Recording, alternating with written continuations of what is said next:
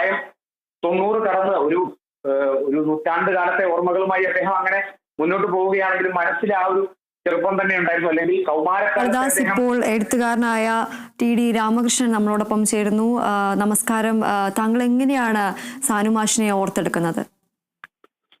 സാനുമാഷ് എന്നെ സംബന്ധിച്ചിടത്തോളം ഗുരുസ്ഥാനീയനായ ഒരു എഴുത്തുകാരനാണ്. എഴുത്തുകാരൻ എന്ന് മാത്രം പറഞ്ഞ പോരാ, എല്ലാ അർത്ഥത്തിലും ഗുരുസ്ഥാനീയനാണ്. ഞാൻ കോളേജിൽ പഠിക്കുന്ന കാലത്ത്, ആലുവ UC കോളേജിൽ പഠിക്കുന്ന കാലത്ത് മാഷ് മഹാരാജസിലൊക്കെ അധ്യാപകനായിട്ടുണ്ടായിരുന്ന ഒരു കാലമാണ്. അന്നാണ് മാഷെ ആദ്യമായിട്ട് കാണുന്നത്. അന്ന് നമ്മൾ പരിചയപ്പെടുന്നൊന്നുമില്ല, ഞാൻ UCയിലെ ഒരു വിദ്യാർത്ഥി മാത്രമാണ്. വളരെ ആരാധനയോടുകൂടി അത്ഭുതത്തോടു കൂടി നമ്മൾ കണ്ടിരുന്ന ആളാണ് മാഷ്.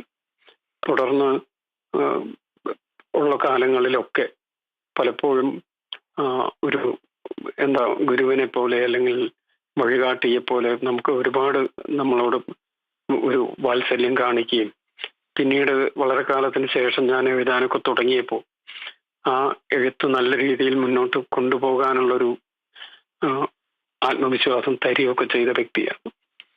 അദ്ദേഹം വിട്ടുപോയതിൽ വലിയ വിഷമവും സങ്കടമൊക്കെ ഉണ്ട്. പക്ഷെ അദ്ദേഹത്തിന് പ്രായം ഒരുപാടായി, കൂടുതൽ ബുദ്ധിമുട്ടുകൾ അനുഭവിക്കാതെ വിട്ടുപിരിയുന്നതിലൊരു സമാധാനമുണ്ട് സത്യം. മാഷ് മലയാളിയുടെ ഒരു ദൈക്ഷണിക ബോധത്തിന് കൃത്യമായൊരു ദിശ നൽകിയിരുന്ന, വളരെ കൃത്യമായിട്ട് എല്ലാ വിഷയങ്ങളെ കുറിച്ചും മനസ്സിലാക്കുകയും തൻ്റെതായിട്ടുള്ള നിലപാടുകൾ പറയുകയും ചെയ്യുന്ന ഒരാളായിരുന്നു. അതുപോലെ മലയാള ഭാഷയ്ക്ക്, സാഹിത്യത്തിന് ഒക്കെ വലിയ ഒരു നഷ്ടമാണ് മാഷയുടെ വിനിയോഗം ഉണ്ടാക്കുന്നത്. എന്താണെന്ന് വെച്ചാൽ അടുത്ത കാലം വരെ വളരെ സജീവമായിട്ട് ഇടപെട്ടിരുന്നു മാഷ്. ഇത്രയും പ്രായമായിട്ട് പോലും അദ്ദേഹം ചടങ്ങുകൾ പങ്കെടുക്കുകയും വളരെ നല്ല രീതിയിൽ സംസാരിക്കുകയും എഴുതുകയും ഒക്കെ ചെയ്തിരുന്ന ആളായിരുന്നു. വലിയ വിഷമമുണ്ട്. വളരെയധികം നന്ദി ശ്രീ ടി.ഡി. രാമകൃഷ്ണൻ. പ്രസാദ് കാളിദാസനുണ്ട് നമ്മളോടൊപ്പം.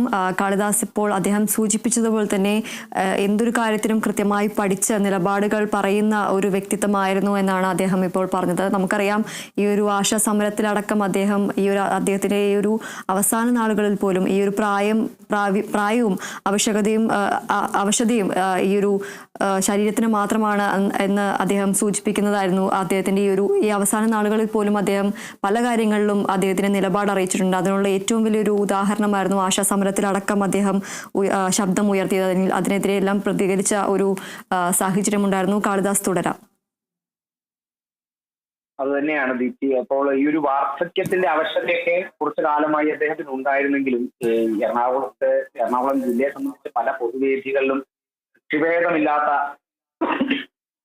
കക്ഷിഭേദമില്ലാത്തൊരു സ്ഥിരം ക്ഷണിതാവായിരുന്നു MK സാനുമാഷ്. എല്ലാ വേദികളിലും ഒക്കെ നമുക്ക് കാണാൻ സാധിക്കുമായിരുന്നു, നിറഞ്ഞു നിൽക്കുമായിരുന്നു. ഈ ഒരു പ്രായത്തിലും, അല്ലെങ്കിൽ ഈ 97-ാം വയസ്സ് ആയ ഒരു സാഹചര്യത്തിൽ പോലും അദ്ദേഹം ഇത്തരത്തിലൊരു പരിക്ക് പറ്റിയതിനെ തുടർന്നാണ് അദ്ദേഹം പിന്നീട് ആശുപത്രിയിലേക്ക് എത്തുന്നതും അവിടെ നിന്നാണ് അദ്ദേഹത്തിന്റെ ആരോഗ്യനില വഷളാകുന്നതും ഒക്കെ. അപ്പോൾ ആ ഒരു അപ്രതീക്ഷിത അപകടമായിരുന്നു അദ്ദേഹത്തിന്റെ ആ ഒരു വിയോഗം വളരെ വേഗത്തിലാക്കിയത് എന്നുള്ളതാണ് ഏറെ സങ്കടകരം. അല്ലെങ്കിൽ ഇനിയുള്ള